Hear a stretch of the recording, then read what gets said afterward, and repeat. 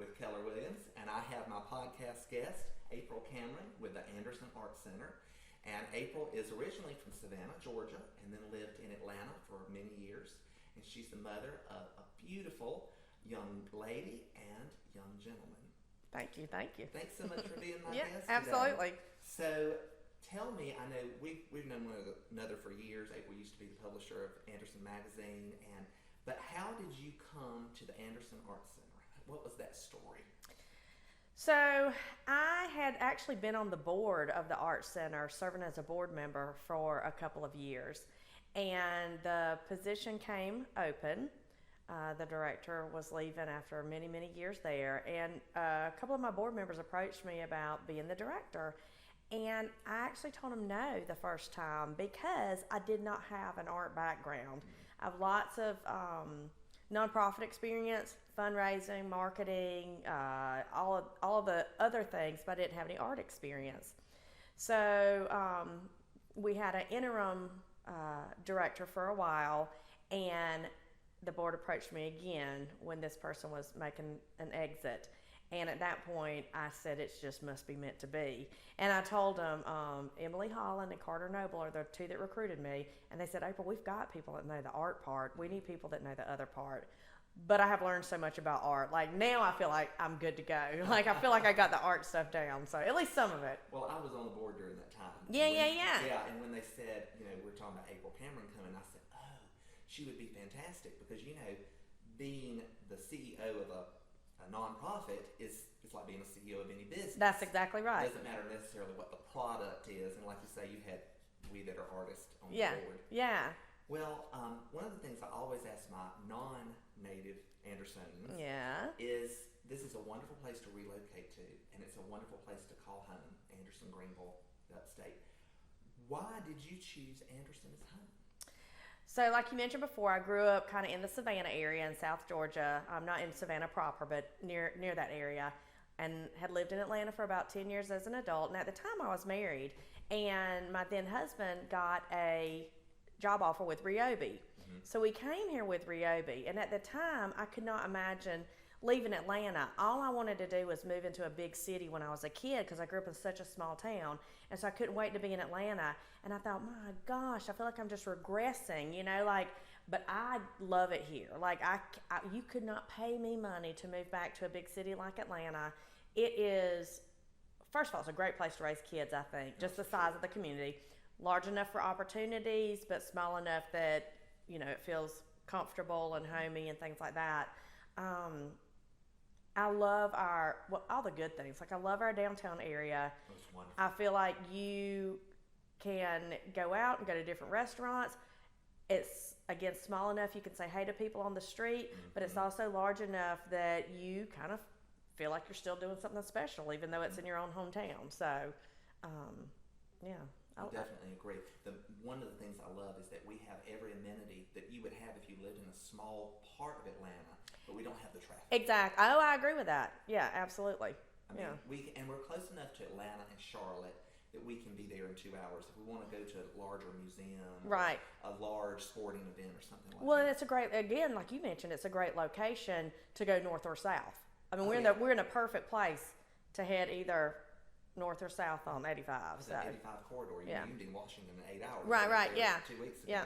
So what do you think is the current state of the art community in Anderson and in the Upstate? So I put some thought into this question as we were talking about it. I think we're in a really good position in Anderson and in the Upstate. I think it's growing. And I think I've seen it grow since I've been at the Art Center. That's only been about 6 years, and I've seen it grow. And I think it's growing in good ways in regards to being more inclusive. Mm-hmm. Younger, newer artists are, they're willing to kind of get out in the public eye more. I think we have a really good situation in the entire Upstate. I mean, in Anderson County, we've got the Anderson Art Center plus the Belton Art Center. Mm-hmm. And then just right over in Pendleton, there's a gallery. No, it's not Walhalla. Seneca has the Blue. I mean, for the Upstate, we've got lots of galleries and opportunities. Greenville's bursting at the seams with galleries. But I think even what I would consider our more rural areas, we've got opportunities for artists. Definitely. Yeah, I just think it's growing.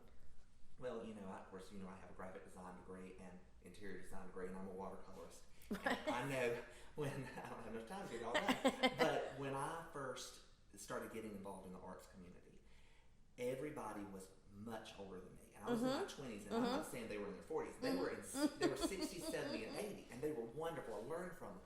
But now, and this is a real testament to you, because I know you started the small gallery during the openings where younger people can come in, and I'm seeing younger artists. We have Anderson University here. Right. That's growing all of these people from the South Carolina School for the Arts there at the university, and you're bringing those young people into the arts community. So it's very diverse from an age standpoint. I'm seeing more people of different ethnicities. I would agree. Different nationalities. It's really a vibrant art scene. Well, we actually right now at the Art Center, our atrium, we call it the Atrium Gallery, which is our downstairs smaller one. We have a AU student exhibit right now. Fantastic. So we've got that going on right this minute. So and people who are students, what I wouldn't have given to have exhibited publicly. Right. And not on your own campus, which exhibiting on your own campus is great, but this kind of elevates it, getting outside of your bubble a little bit, I think. For sure, and it makes you feel a little bit more like an elevated artist. Right. I'm not just doing this as a school project. Right, yeah. That is fantastic. Well, how do you feel, I know we've talked about this a little bit, but how does the upstate of South Carolina compare to the rest of the nation in our arts community?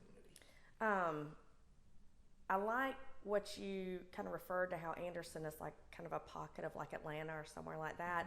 As far as the space that we have, literally land space that we have versus some other cities, I think we're doing pretty well. We have a lot of public art. We have a lot, thanks to especially the partnership with the city of Anderson from the Art Center's perspective. We've got, new sculptures that come every year. Now they rotate out, but that's a beautiful thing too, because there's new stuff for people to see. Then we have permanent sculptures. We've been able to get at least 2 murals up at this point. So if we were looking at a bigger city, what we have, I think, is comparable. Maybe not the quantity, but we don't have the land space for the quantity, and we don't need it. But I challenge someone to go into downtown Anderson and question if we are supportive of the arts, because they're really everywhere.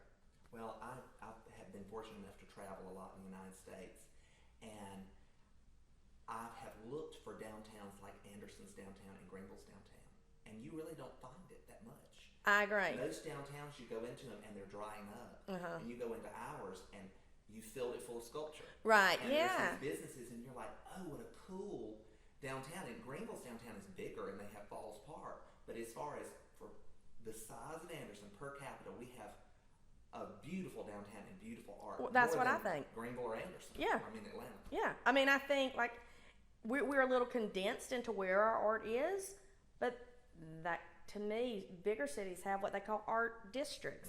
Well, we've made our art district right in the heart of our downtown. I think it's perfect. Y'all have done a great job. Yeah, it's been great. Tell me, what is on the horizon for arts in Anderson County and the future of the Arts Center? When you're thinking about the next 5 to 10 years, what's the future? So for the Arts Center itself, one of the things we've really been trying to focus on the past couple of years is growing the number of artists and the number of opportunities that are available. We want to be inclusive. We don't want somebody that's a 20-year-old to think that they are not good enough to enter our juried show because they don't have that number of years under their belt.